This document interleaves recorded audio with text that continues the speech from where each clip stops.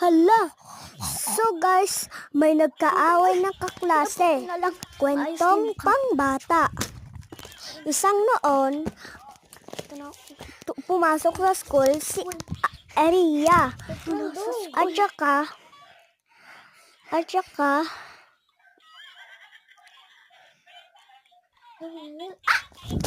At saka, nadapa siya na.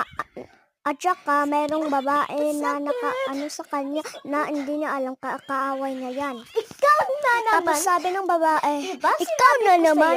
Tumahimik ka! At saka, nagkurirap siya. Pati sabi niya, sorry, si Eria. At saka, kinuha niya yung gamit niya. Sino pala mo? At saka, sinampay niya yung mukha niya, mag-isa siya. Tsaka pumunta na siya sa school. Ito na. Good morning, Abang ngayon, teacher.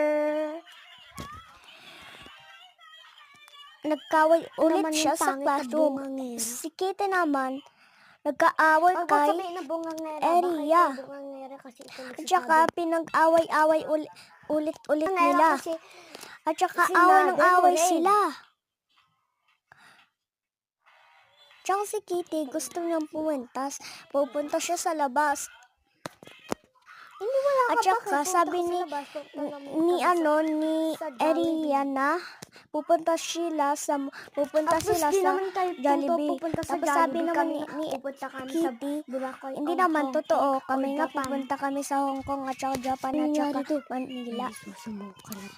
Kaya, tsaka bumili na siya ng corned beef at saka isang rice cooker. Lucky rice.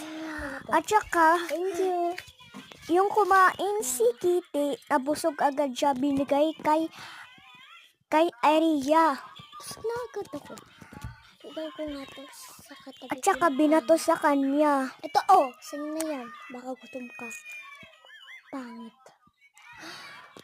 At saka sabi naman Sa'yo na ni yan. Sa'yo na Aria, yan. ayaw niya kumain kasi mayayang lunch pa daw siya kakain.